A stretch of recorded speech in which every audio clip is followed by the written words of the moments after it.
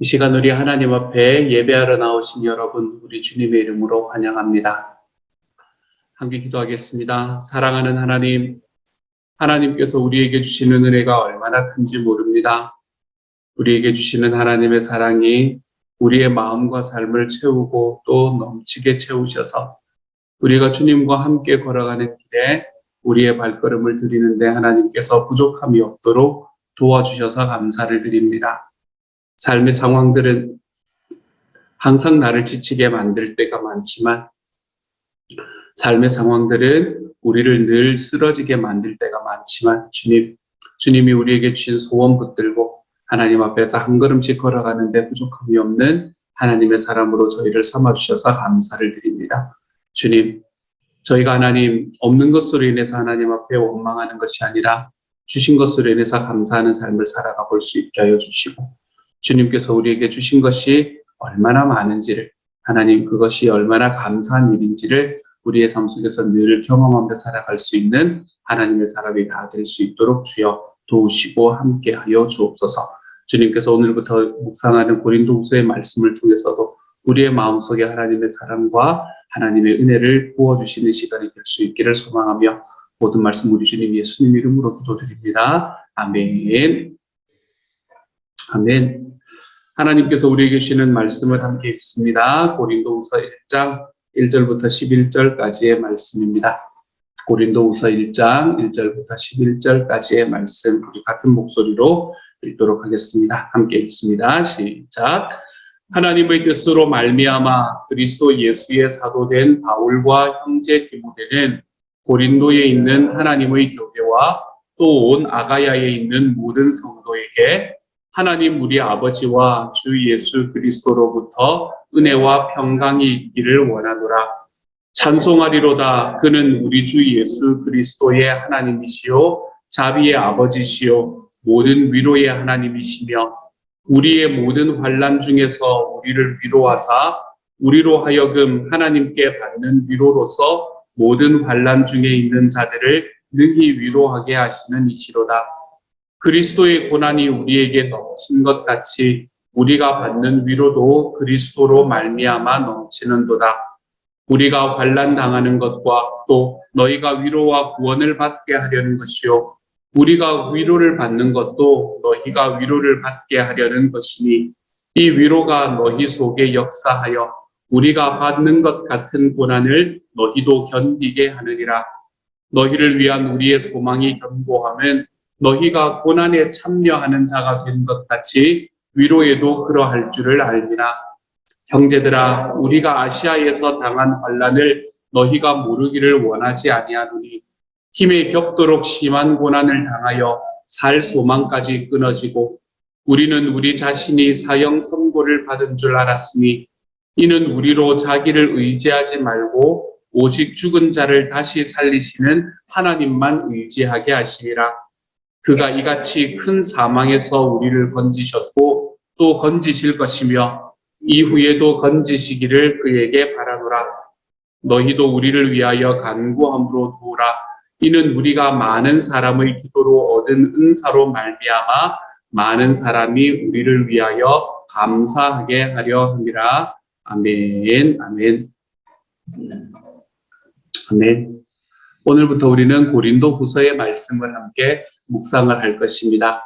이 고린도후서의 말씀은 사도 바울이 고린도 교회를 향해서 쓴 세 번째 편지가 바로 고린도후서다라고 보통은 이야기를 합니다.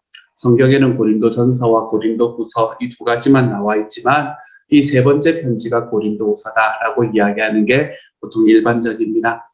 이 고린도후서는 사도 바울이 3차 선교 여행을 하는 과정에 썼던 책이 바로 고린도후서입니다. 그 중에서 유럽에 있던 이 마케도니아, 아마 빌립보일 것으로 보통은 예상을 합니다. 마케도니아에 있는 빌립보라는 곳에 있을 때에 자기가 세웠던 고린도 교회를 향해서 썼던 편지, 그들을 향해서 썼던 편지가 바로 고린도후서입니다.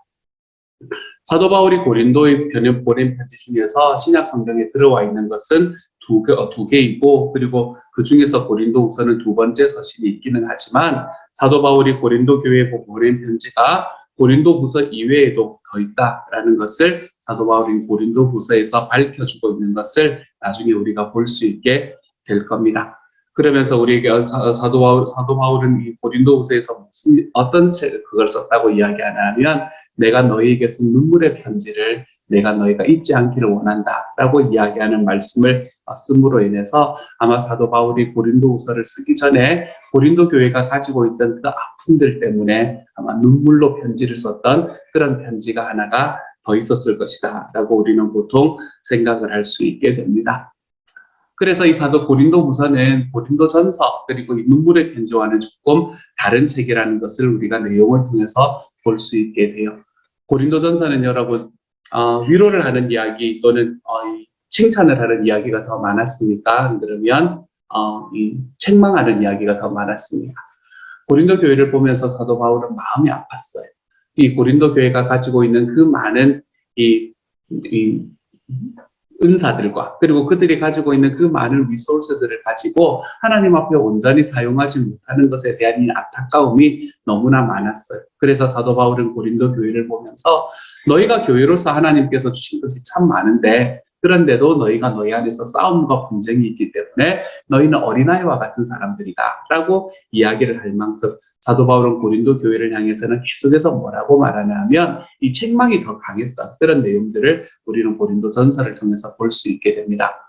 사도 바울이 고린도 전서의 편지를 보내고 난 다음에도 고린도 교회 문제는 별로 해결이 되었던 것 같지가 않습니다. 그 책을 보고 딱 보고 마음이 이렇게 확 돌아왔으면 정말 좋았을 건데 그렇죠. 그 책을 보고도 별로 마음이 돌아왔던 것 같지 않아요.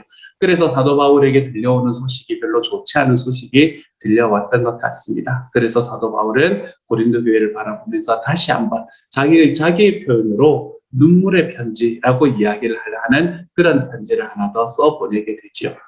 사도 바울이 왜 고린도 교회를 향해서 쓴 두 번째 편지를 눈물의 편지라고 이야기를 했을까요? 그들 안에 있는 문제가 해결이 안 되었기 때문에 그럴 거예요. 그렇죠? 다른 문제도 다시 생겨났기는 했었겠지만 그 안에서도 아마 그 안에서 있던 그 싸움과 다툼의 문제 그것이 아직까지도 해결이 되지 않았을 거예요.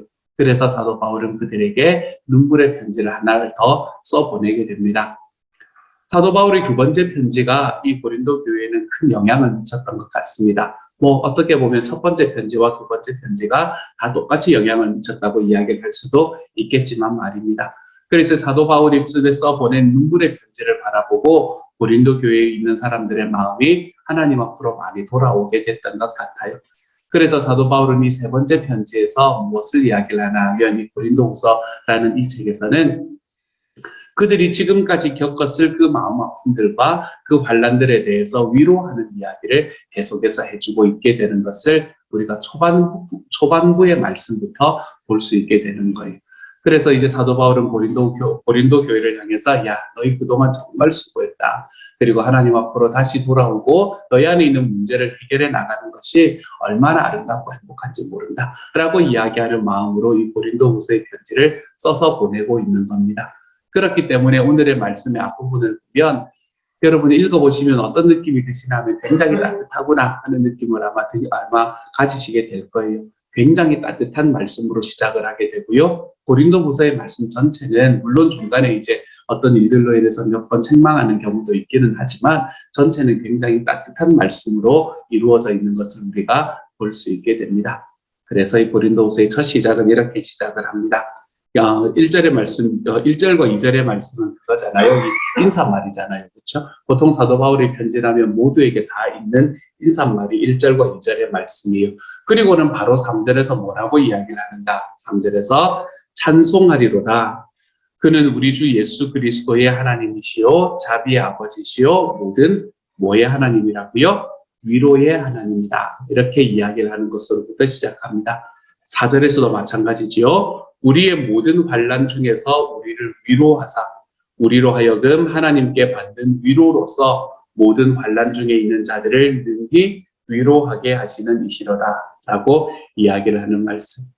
여기서 사도 바울이 이야기를 하는 5절, 6절 계속해서 그 이야기를 하고 있다는 게 보이시죠? 그렇죠? 중요한 단어는 반복되잖아요. 사도 바울이 지금 계속해서 반복해서 쓰고 있는 단어는 위로라는 단어를 계속해서 쓰고 있다는 것을 보게 됩니다. 그런데 사도 바울이 이야기하는 이 위로가 우리에게 어떤 식으로 이야기가 되는가 하면 주님께서 우리에게 위로를 주셨기 때문에 너희가 누군가를 향해서 위로를 줄 수 있다. 이렇게 이제 사도 바울은 이 위로의 방향을 이야기하고 있습니다.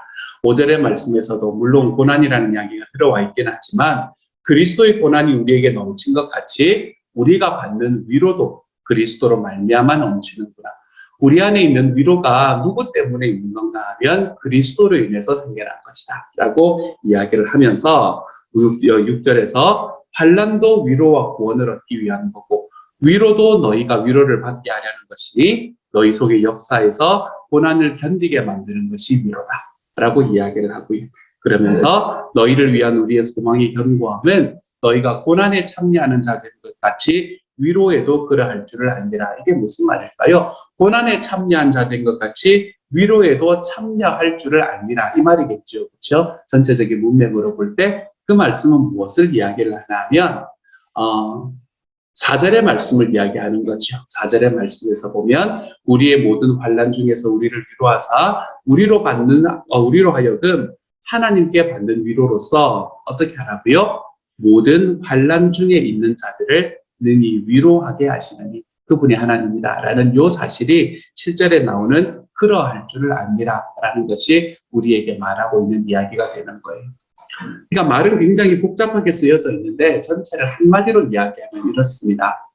하나님께서 너희를 위로하셨으니까 그 위로를 받고 고난을 견뎌나가는 사람들이니까 너희는 이제 고난 속에 있는 사람들을 위로하는 자리에 서라. 이걸 이야기를 하는 거예요. 전체적인 내용이 딱 그걸 이야기를 하고 있는 것이라고 여러분이 확인하시면 됩니다. 우리가 항상 우리의 삶에서 고난을 당하게 될 때에 우리가 가지는 한 가지의 오해, 어쩌면 오해이기도 하고 당연하기도 한 거라고 생각이 들기도 하지만 한 가지의 오해는 우리의 삶에 받는 고난이 다른 어떤 것보다 가장 크다라는 오해를 우리는 우리 삶 속에서 어쩔 수 없이 할 수밖에 없는 것 같아요. 내가 겪는 고난이 가장 큰 거다. 내가 겪는 고난이 가장 힘든 거다.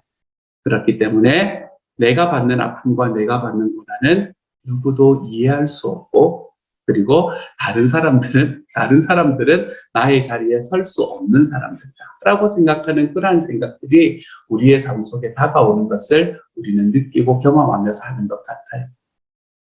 하지만 우리들의 삶 속에서 나에게 일어나는 고난은 언제나 나의 형제와 자매들도 동일하게 겪고 있다라는 사실을 우리가 알게 될 때 우리는 무엇을 이야기할 수 있냐면 내가 받는 고난 속에서 내가 받는 고난의 가운데에서 그 고난의 이야기들을 나의 형제 자매들과 함께 이겨나가는 법을 배울 수 있게 됩니다.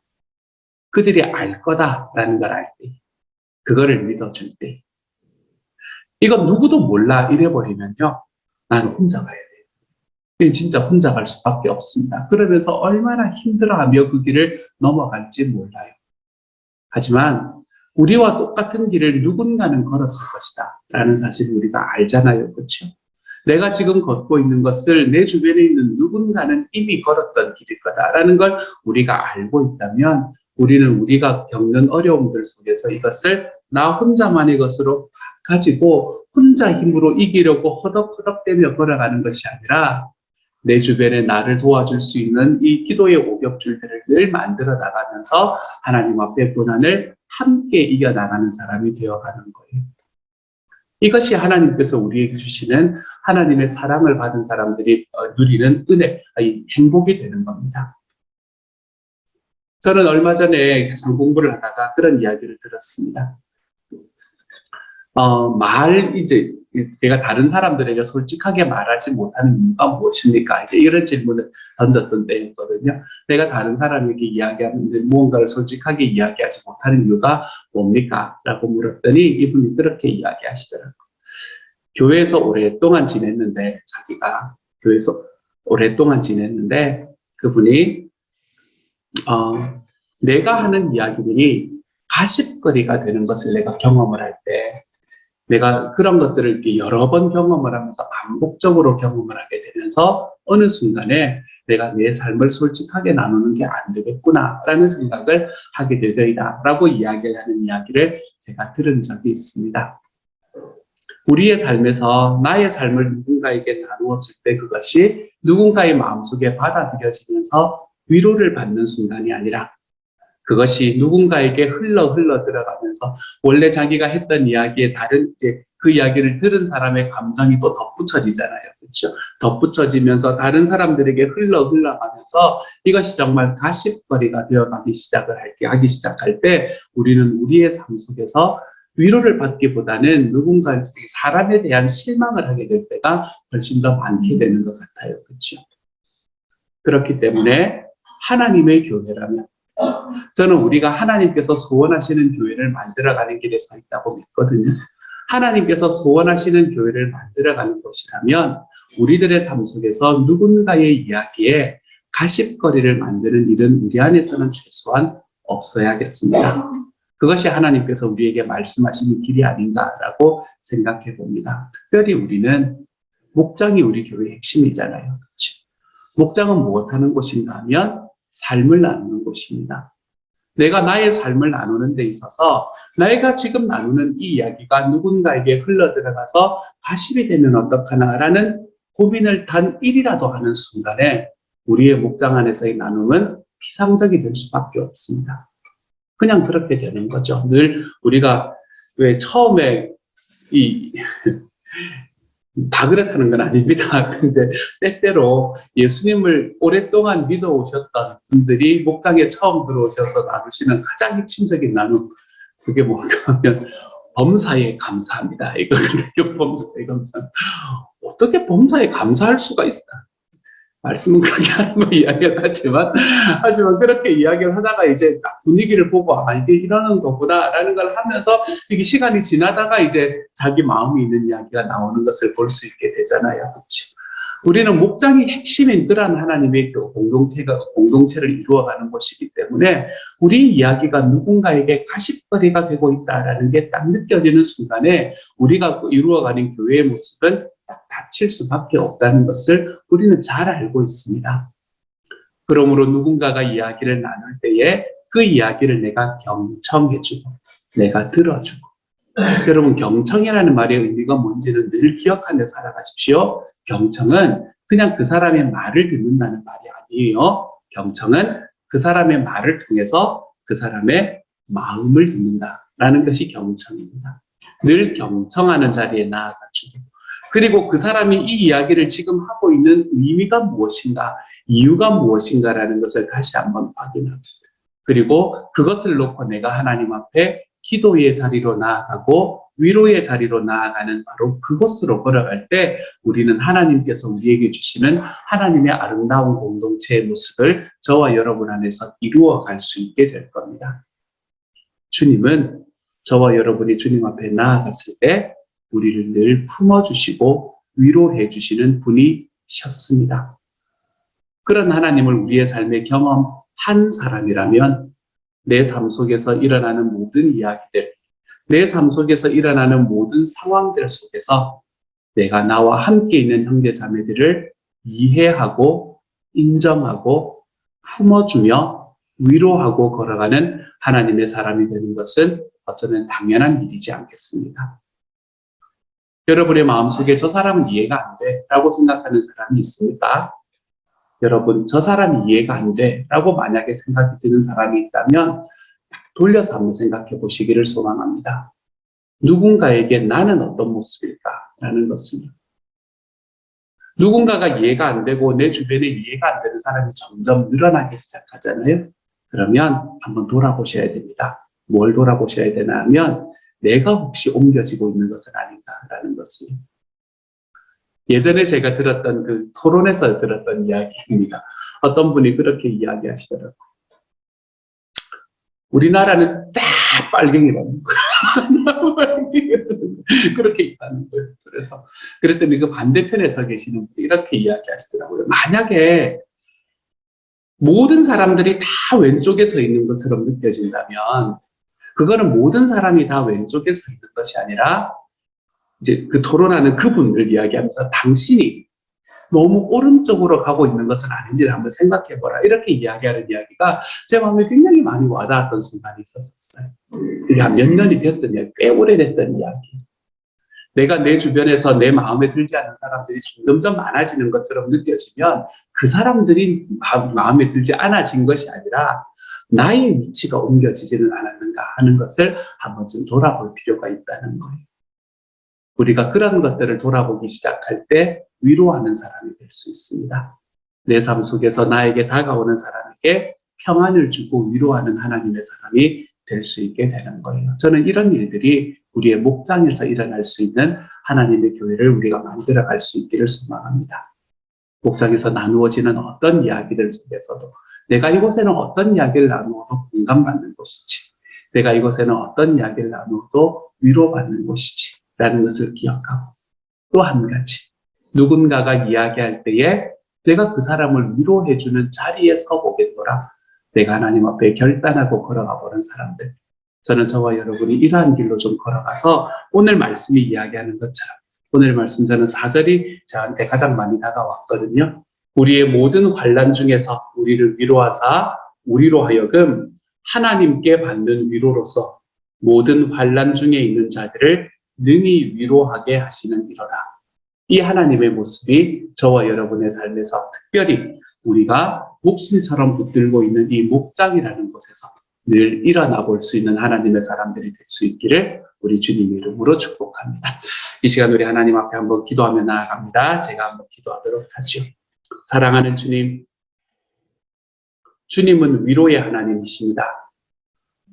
이사야 40장의 말씀이 기억이 납니다. 주님, 너희는 위로하라, 내 백성을 위로하라 라고 이야기하시는 그 주님의 말씀이 신약 성경에서는 고린도서 1장의 말씀으로 이어져서 우리의 모든 환난에서 우리를 위로하신 분이 내 하나님이시니 내가 이제는 나와 함께 있는 이들을 위로할 수 있는 길로 걸어가야 한다, 걸어갈 수 있다 라고 말씀하시는 이 말씀이 오늘을 살아가는 우리 모두의 삶에서 일어날 수 있도록 아버지여 도우시고 함께하여 주옵소서. 그래서 주님, 내 주변에 있는 사람들, 특별히 오늘은 목요일, 이제 주말이 가까우면서 목장을 할 날들이 가까워지는데, 사랑하는 주님, 그 목장들 속에서 내 생각으로 누군가 이야기를 듣는 것이 아니라 하나님이여, 내가 정말 이해하고 공감하면서 그 이야기를 듣고, 그리고 또한 나의 이야기를 함으로 인해서 우리가 서로에게 하나님 마음을 상하는 자리에 서 있는 것이 아니고 우리가 서로를 품고 위로하는 자리에 서 있는 것이 너무나 당연해질 수 있는 하나님의 교회 공동체. 사랑하는 주님, 우리가 지금까지도 그렇게 살아왔던 것처럼 앞으로 우리의 삶도 그렇게 살아가 볼 수 있는 하나님의 사람들이 다 될 수 있도록 주님께서 도우시고 함께하여 주옵소서. 모든 말씀을 우리 주님 예수님 이름으로 기도드립니다. 아멘. 하늘에 계신 우리 아버지여, 이름이 거룩히 여김을 받으시오며 나라 임하옵시며 뜻이 하늘에서 이룬 것 같이 땅에서도 이루어지이다. 오늘날 우리에게 일용할 양식을 주옵시고 우리가 우리에게 죄 지은 자를 사하여 준 것 같이 우리 죄를 사하여 주옵시고 우리를 시험에 들게 하지 마옵시고 다만 악에서 구하옵소서. 대개 나라와 권세와 영광이 아버지께 영원히 있사옵나이다. 아멘. 아멘.